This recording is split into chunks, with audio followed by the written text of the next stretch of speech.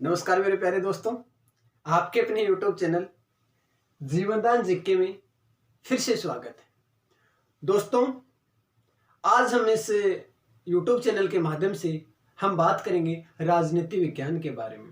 दोस्तों, क्रमबद्ध ढंग से अध्ययन करेंगे। जिस प्रकार से हमने इतिहास के टॉपिकों के बारे में अध्ययन कर रहे हैं, उसी प्रकार से आज हम इस वीडियो के माध्यम से राजनीति विज्ञान का अध्ययन करेंगे। दोस्तों, लॉकडाउन के नियमों का पालन करते हुए चलो चलते हैं अपने इस YouTube चैनल पर और बात करेंगे राजनीति विज्ञान के बारे में। दोस्तों, सबसे पहले हम राजनीति विज्ञान के उद्भव के बारे में पढ़ेंगे। इसकी शुरुआत कहाँ से हुई, इसका विकास कहाँ से हुआ, कौन से शब्द से बना है, किसका अध्ययन किया जाता है। क्रमबद्ध ढंग से आगे बढ़ते चलेंगे और आगे से आगे अच्छे से अच्छा ज्ञान प्राप्त करते चलेंगे। दोस्तों, शुरुआत करेंगे राजनीति विज्ञान के उद्भव की। राजनीति विज्ञान की शुरुआत दोस्तों यूनान से मानी जाती है। कहां से मानी जाती है? यूनान से इसका उद्भव माना जाता है। और इसका जो जनक है दोस्तों, राजनीति विज्ञान का जनक, वो कहा जाता है अरस्तु को। राजनीति विज्ञान का जनक किसे कहा जाता है? अरस्तु को कहा जाता है मेरे प्यारे दोस्तों। और इस राजनीति विज्ञान की शुरुआत हुई है इसका विकास कहां से हुआ है? यूरोप महाद्वीप से। दोस्तों, तीन बातों को हमने पढ़ लिया। सबसे पहली बात, उद्भव कहां हुआ? यूनान में। दूसरी बात हमने पढ़ी, इसका जनक कौन है? तो अरस्तु। तीसरी बात हमने पढ़ी कि राजनीति विज्ञान का विकास कहाँ हुआ, कौन से महाद्वीप में हुआ?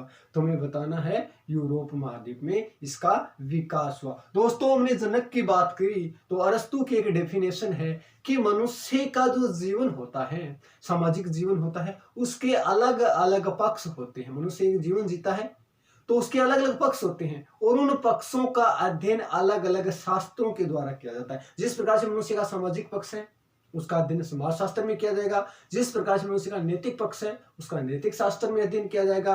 और जिस प्रकार से मनुष्य का आर्थिक पक्ष है, उसका अध्ययन हम अर्थशास्त्र में करते हैं। तो उसी प्रकार से दोस्तों, मनुष्य का एक राजनीतिक पक्ष भी है और उसका अध्ययन जिस शास्त्र में किया जाता है उसे राजनीतिक शास्त्र या राजनीतिक विज्ञान कहते हैं। दोस्तों, अरस्तु का क्या कथन है कि मनुष्य के जीवन में अलग अलग पक्ष होते हैं। क्या होते हैं? पक्ष। और उन पक्षों का अध्ययन अलग अलग शास्त्रों के माध्यम से किया जाता है। नंबर एक, अगर हम बात करें तो सबसे पहले बात करें कि सामाजिक पक्ष।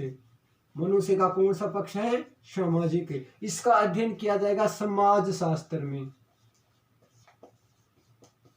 और मनुष्य का जो आर्थिक पक्ष है उसका अध्ययन किया जाएगा अर्थशास्त्र में। और मनुष्य का मान लीजिए नैतिक पक्ष है, उसका अध्ययन किया जाएगा नैतिक शास्त्र में। इन्हीं शास्त्रों के साथ साथ एक राजनीतिक शास्त्र मनुष्य के राजनीतिक पक्ष का अध्ययन हमें करवाता है। ये जो डेफिनेशन है, इस प्रकार की डेफिनेशन, वो किसके द्वारा दी गई है? अरस्तु के द्वारा दी गई है। दोस्तों, इसी राजनीति विज्ञान के अर्थ को हम समझेंगे तो देखिए, राजनीति विज्ञान का जो अर्थ है, राजनीति विज्ञान जो शब्द है, उसका एक पर्यायवाची शब्द है जिसका नाम है पॉलिटिक्स।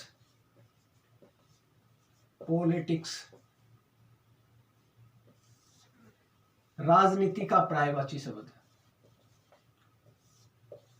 पर्यायवाची। ये जो पॉलिटिक्स शब्द है, ये आंग्ल भाषा का शब्द है दोस्तों, आंग्ल भाषा का शब्द है। और इसकी जो उत्पत्ति हुई है वो एक यूनानी शब्द जिसका नाम है पोलिस।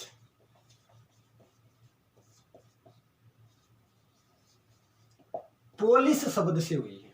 देखिए दोस्तों, राजनीति विज्ञान का एक पर्यायवाची शब्द है जिसका नाम है पॉलिटिक्स। और उस पॉलिटिक्स शब्द है वो आंग्ल भाषा का शब्द है।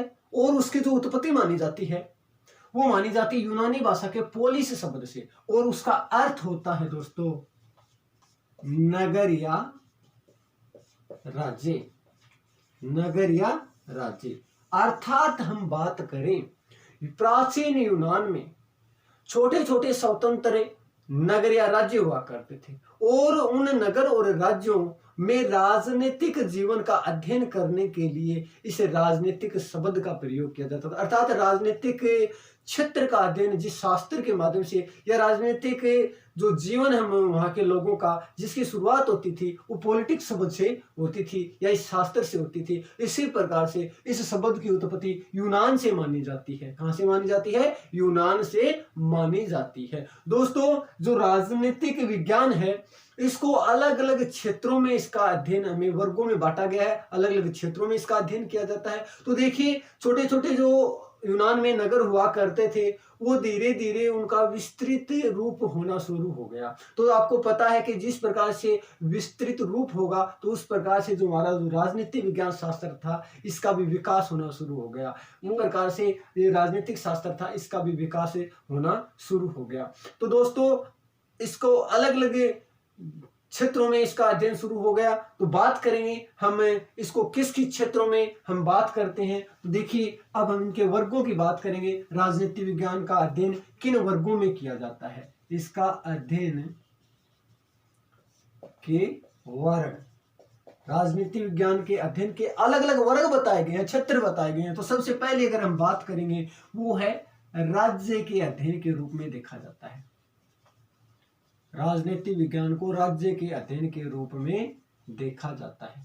नंबर 2 बात करें दोस्तों, राजनीतिक विज्ञान को सरकार के अध्ययन के रूप में देखा जाता है। सरकार के अध्ययन के रूप में देखा जाता है।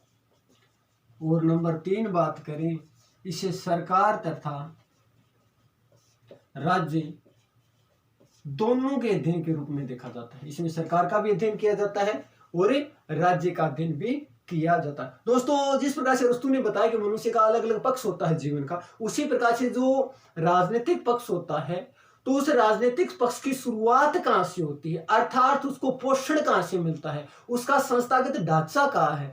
तो उसका अध्ययन करने के लिए हमें जिस क्षेत्र की आवश्यकता पड़ती है तो राज्य, तो राज्य का अध्ययन किसमें? राजनीतिक विज्ञान में। सरकार का अध्ययन किसमें पढ़ेंगे? राजनीतिक विज्ञान में। और कुछ विद्वानों का मानना है कि इसमें सरकार का अध्ययन भी किया जाता है और किसका अध्ययन किया जाता है? सरकार और राज्य दोनों का अध्ययन किया जाता है। सबसे पहले हम बात कर रहे हैं राजनीतिक विज्ञान के राज्य के अध्ययन के रूप में। राज्य के अध्ययन के रूप में। और पहला पढ़ा हमने बलंटन शाली। ये विद्वान का कथन है कि राजनीति विज्ञान का जो संबंध है, राजनीति विज्ञान का जो संबंध है वो किससे बताया है? इसने राज्य से बताया है। और इसने ये बताया है कि राज्य के जो आधारभूत तत्व कौन से हैं? आधारभूत तत्व, उनका जो ज्ञान हमें प्राप्त होता है वो जो शास्त्र है वो कौन सा है? राजनीतिक शास्त्र है। दोस्तों, बलंट शाली जो विद्वान है इसका ये कथन है कि राजनीति जो विज्ञान है इसका संबंध राज्य से है। और राज्य से तो संबंध है लेकिन राज्य के जो तत्व है ना, आधारभूत तत्व है, वो कौन कौन से हैं? तो उन तत्वों का जो ज्ञान जिस शास्त्र में हमें देखने को मिलता है उस शास्त्र का नाम है क्या है? राजनीतिक शास्त्र। गार्नर का कथन है। गार्नर का क्या कथन है? गार्नर कहता है कि राजनीति विज्ञान की शुरुआत और अंत दोनों ही किससे होते हैं? राज्य से होते हैं। राजनीति विज्ञान की शुरुआत भी किससे होती है? राज्य से होती है। और इसका अंत भी किससे होता है? राज्य से ही होता है। सरकार के अध्ययन के रूप में, सरकार के अध्ययन के रूप में हम बात की किसकी? शिल्ले और लिकाक की। शिल्ले और लिकाक, शिल्ले और लिकाक बोलते हैं कि राजनीति विज्ञान में सरकार का अध्ययन किया जाता है। अर्थात लिकाक का कथन ये है कि सरकार संबंधित विद्या है वो क्या है? राजनीति विज्ञान है। दोस्तों, उसके बाद हम बात करेंगे सरकार व राज्य दोनों के अध्ययन के रूप में। सरकार और राज्य दोनों के अध्ययन के रूप में अगर हम बात करें तो एक विद्वान है जिसका नाम है पॉल जेनेट। पॉल जेनेट का कथन है कि राज्य का आधार राज्य का आधार तत्व कौन से हैं और उसके सरकार के सिद्धांत कौन कौन से हैं। राज्य का तो आधार और सरकार के सिद्धांत, इन दोनों पर जो विचार किया जाता है ना, और जिस शास्त्र में विचार मिलता है या जिस शास्त्र के माध्यम से जो विचार किए जाते हैं, उस शास्त्र का नाम है राजनीति विज्ञान। अर्थात दोस्तों, इसमें हमने राज्य के अध्ययन के बारे में पढ़ा, सरकार के अध्ययन के बारे में पढ़ा और सरकार तथा राज्य दोनों के अध्ययन के बारे में हमने अध्ययन किया। अलग अलग विचारकों की जो परिभाषाएं थी, डेफिनेशन थी, जिसने राज्य सरकार तथा दोनों के अध्ययन के रूप में बताया। तो दोस्तों, आगे हम बात करेंगे इस वीडियो में राजनीति विज्ञान का जो विकास है उसको आगे बढ़ाएंगे। तो चलिए मिलते हैं अगले वीडियो में।